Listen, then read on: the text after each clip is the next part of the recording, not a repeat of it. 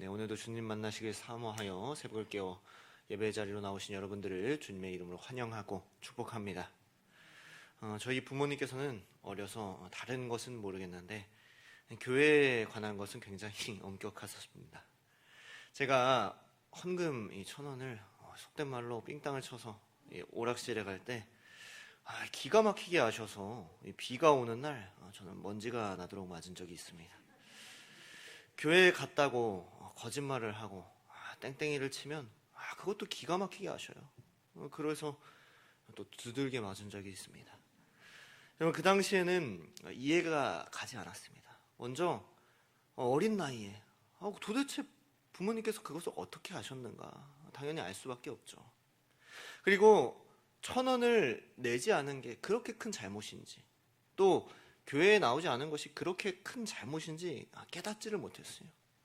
그러나 저는요, 그래 주신 부모님께 지금은 너무 감사합니다. 어릴 적부터 그 잘못들을 지적해 주시지 않으셨다면, 징계하시지 않으셨다면 오늘날에 저는 없었을 겁니다. 오늘 하나님께서는 이스라엘 백성들에게 마찬가지로 말씀에 순종하지 않을 때 징계하십니다. 14절 말씀 보실까요? 14절 말씀입니다. 그러나 너희가 내게 청종하지 아니하여 이 모든 명령을 준행하지 아니하며, 그랬습니다. 여러분, 이 이스라엘 백성들의 시작이 어떻게 될까요? 오늘 말씀 레위기 이전에 출애굽기에서 노예였던 그들이 하나님의 은혜로 인하여 자유와 해방을 얻었어요. 원래 그들의 인생이 있을 수가 없었습니다. 그런데 하나님의 온전한 은혜로 그들이 애굽에서 노예로 살던 그들이 자유와 해방을 얻게 되었죠. 그리고 하나님께서 이스라엘 백성들을 나의 백성 삼겠다 말씀하셨습니다. 여러분, 어제 말씀에 들으셨죠? 내 명령을 지킬 때 양식을 주시고 지키시고 보호하겠다 말씀하셨어요. 그런데 그러면 이 이스라엘 백성들이 그 하나님의 말씀을 지키지 않을 때 어떻게 될까요? 14절 말씀 다시 한번 보실까요? 내게 청종하지 아니하면 모든 명령을 준행하지 아니하면, 이어서 15절 말씀입니다. 내 규례를 멸시하며 마음에 내 법도를 싫어하여 내 모든 계명을 준행하지 아니하며 내 언약을 배반할진대, 그랬어요. 여러분, 하나님께서 이스라엘 백성들에게 엄히 경고하는 것 아니겠습니까? 그런데 이스라엘 백성들은 이 말씀을 듣고 어땠을까요? 말 그대로 하나님의 말씀에 순종하기보다 이제는 자유와 해방을 얻었으니, 은혜를 충분히 누렸으니 이제 좀 먹고 살만해지니까 어떻게 됩니까? 하나님을 잊어버리는 거예요. 어려움이 없으니, 이제 자신을 괴롭히던 애굽이 없으니 하나님의 말씀을 이제 듣기를 싫어하는 거예요. 그리고 어떻게 합니까? 이 말씀을 듣지 않을 뿐만 아니라 멸시하고 아예 이 법도를 싫어하는 거예요. 증오하다시피 하는 거죠. 하나님의 말씀이 이스라엘 살게 하는데 걸림돌이 되고 또 장애물이 되고 내 생각과 뜻대로는 그다지 필요하지 않다고 생각을 하는 거예요. 이스라엘 백성들이 이제 하나님의 말씀에 순종하겠다고 약속했지만, 이 언약을 맺었지만 지키지 않는 거죠. 사랑하는 여러분, 오늘 우리는 어떻습니까? 하나님으로 인하여, 그리고 예수 그리스도로 인하여 죄와 사망에 빠질 수 없는 우리가 자유와 해방을 누리지 않았습니까? 마치 출애굽처럼 죄와 사망에 거할 수밖에 없는 우리에게 생명을 주시고 구원을 주시지 않으셨습니까? 뿐만 아니라 하나님께서 이스라엘을 지키시고 입히시고 또 보호하신 것처럼 우리가 날마다 하나님의 은혜로 살아가지 않습니까? 우리 가정을 지키시고 또 일용할 양식을 주시고 또 건강 주시고 책임지시고 은혜 내려주세요. 먹고 살 만큼, 근심 걱정하지 않을 만큼 그렇게 살게 해주세요. 그런데 그럴 때 어떻게 됩니까? 하나님을 잊어버리기가 쉽다는 겁니다. 하나님의 말씀에 청종하지 아니하고 그 법도를 싫어하게 되어져 있어요. 여러분, 15절 말씀처럼 세상 가운데 살면서 하나님의 백성이지만 말씀 없는 삶, 규례를 싫어하는 삶, 법도를 싫어하는 삶을 살아요. 여러분, 그렇지 않습니까? 이 세상에서 부유하고 또 즐겁게 살려면요, 이 하나님의 말씀은요, 귀찮은 존재입니다. 하나님의 말씀은 장애물이고 걸림돌일 수 있어요. 여러분, 하나님께서는 이러한 삶을 살 때 어떻게 하신다고 말씀합니까? 16절 말씀입니다. 내가 이같이 너희에게 행하리니 곧 내가 너희에게 놀라운 재앙을 내려, 그랬습니다. 여러분, 놀라운 기적, 놀라운 은혜, 놀라운 역사. 여러분 이런 건 들어보셨죠? 놀라운 재앙. 이거는 참 생소하실 겁니다. 너희들이 내 말에 청종하지 아니하면 이렇게 놀라운, 그만큼 놀랄 만한 큰 재앙을 내릴 것이다 라고 말씀합니다. 여러분 이어서 볼까요? 폐병과 열병으로 눈이 어둡고 생명이 쇠약하게 할 것이요 그랬습니다. 여러분 각종 전염병으로 어렵게 하고 또 건강을 앗아가신다는 거죠. 여러분 왜 그럴까요? 여러분 이스라엘 백성들이 하나님의 말씀을 청종하지 않는다는 건 뭡니까? 자신들의 힘으로 살아가는 줄 아는 거죠.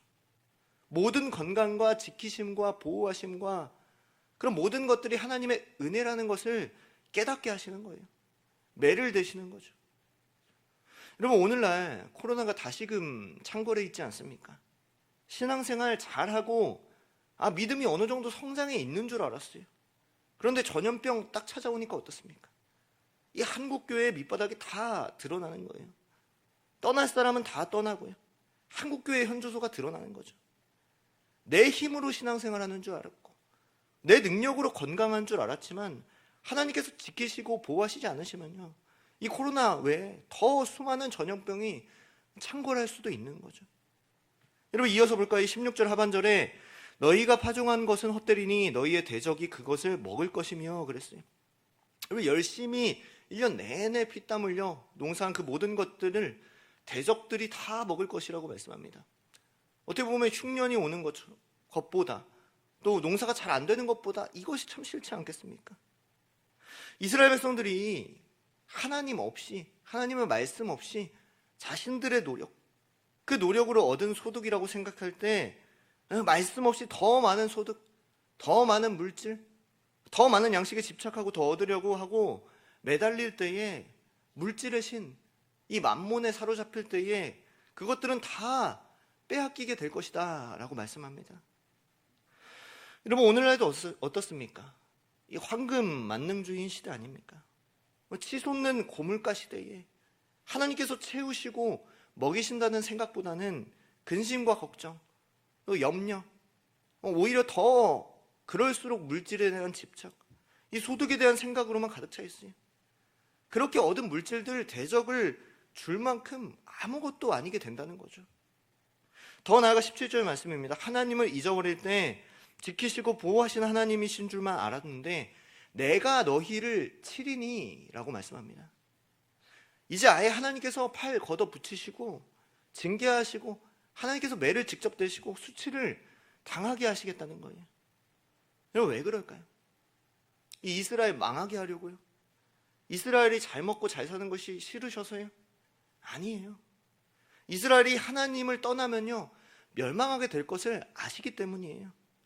물질 붙잡고 또 자기 자신 붙잡고 자기 건강 붙잡고 그렇게 살아가다가 하나님 잊어버리면요 죄와 사망으로 다시 빠져갈 것을 아시기 때문이에요. 안타까운 마음으로 징계하시고 또 안타까운 마음으로 매를 대시는 거예요. 그러면 그런데 그것이요 말씀에 순종하지 않을 때 18절 말씀에 7배나 더하리라, 21절 말씀에 7배나 더하리라 그랬습니다. 여러분 이 이스라엘 한번 죽어보라고, 한번 죽이려고 이렇게 징계하시는 걸까요? 아니겠죠. 여러분 23절 말씀입니다.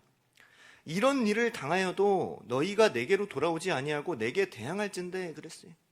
여러분 이 모든 징계의 목적이 어디 있는 거예요? 너희를 돌아오게 하려고 하는데 목적이 있는 거예요. 여러분 오늘 말씀의 특징이 있어요. 계속해서 징계를 말씀하시지만 그 전제가 내가 징계해도 너희가 돌아오지 아니하면, 그렇지 아니하면, 그렇지 아니하면, 그렇지 아니하면 그렇게 말씀하세요. 돌아오기를 바라시며. 여러분 이것이 하나님의 마음이에요. 너무나도 사랑하셔서 눈물 흘리시며 마음 아파하시며 매를 대시는 거예요. 서론에 저희 부모님께서도 저를 사랑하시는 마음에 그렇게 매를 대시지 않았을까요? 하나님께서 돌아오게 하기 위하여, 바른 길로 가게 하기 위하여 징계하시는 거예요. 그럴 때에 바른 길로 가게 되는 저의 모습, 여러분들의 모습을 볼 수 있습니다. 오늘 우리의 신앙을 돌아봅시다.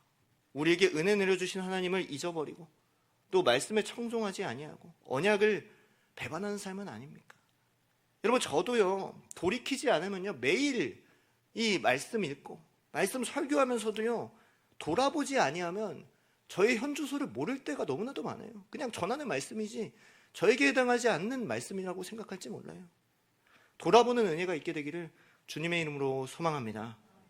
우리에게 주어지는 일들이, 고난들이, 어려움들이 때로는 하나님께서 주시는 징계일 수도 있어요. 다는 아닐 수 있지만, 정말 억울하고 애매하게 당하는 일일 수 있지만 하나님께서 우리를 돌아오게 하려는 그런 마음일 수 있어요. 하나님께서는 말씀하십니다. 히브리서 12장 6절 말씀입니다. 주께서 그 사랑하시는 자를 징계하시고 그가 받아들이시는 아들마다 채찍질 하심이라 하였으니, 여러분, 사랑이 없으면요 징계가 없는 거예요. 저도 사역하면서 정말 영혼들을 사랑하는 마음이 없다면 이 싫은 소리 하지 않아요. 바른 소리 하지 않습니다. 정말 사랑하기 때문에 이런 싫은 소리도 할 수 있는 거고, 바르게 가라는 소리도 할 수 있는 거예요. 여러분, 히브리서 12장 8절 말씀입니다. 징계는 다 받는 것이거늘 너에게 없으면 사생자요 친아들이 아니니라. 여러분, 이렇게 좀 강한 어조로 이야기할 만큼 징계는 정말 사랑하는 이들에게 주시는 것이라는 거예요. 여러분, 이어서 히브리서 12장 9절 말씀입니다. 또 우리 육신의 아버지가 우리를 징계하여도 공경하였거든 하물며 모든 영의 아버지께 더욱 복종하며 살려하지 않겠느냐 그랬습니다. 여러분, 우리는 어떻습니까? 육신의 아버지의 말씀도 최선을 다해 들으려고 합니다. 공경하고 복종합니다. 하물며 하나님께는, 우리 모든 만물의 창조주 하나님 아버지께는 그러지 아니하겠느냐고 말씀하고 계십니다. 사랑하는 여러분, 우리가 오늘 말씀을 듣고 깨어있기를 원합니다. 예민하기를 원해요. 말씀으로 주의 뜻을 알며 우리의 신앙을 돌아보기를 원합니다. 결국에 우리는 징계를 받을 수밖에 없는 사랑하는 자녀이기 때문에 훗날에 존귀하게 여기실 사람들이라는 거죠. 우리는 그만큼 존귀하고 거룩한 하나님의 백성인 줄로 믿습니다. 사랑하는 사람들은요, 징계로 끝나지 않아요. 분명히 훗날에 영광스럽게 될 날이 있을 것입니다. 그것을 잊지 않고 돌이키며 견디며 깨달으며 훗날에 하나님께서 존귀하게 여기시는 자녀로서 승리하며 영광을 누리실 수 있는 저와 여러분들 모든 성도님들 다 될 수 있기를 주님의 이름으로 축복하고 소망합니다. 아멘.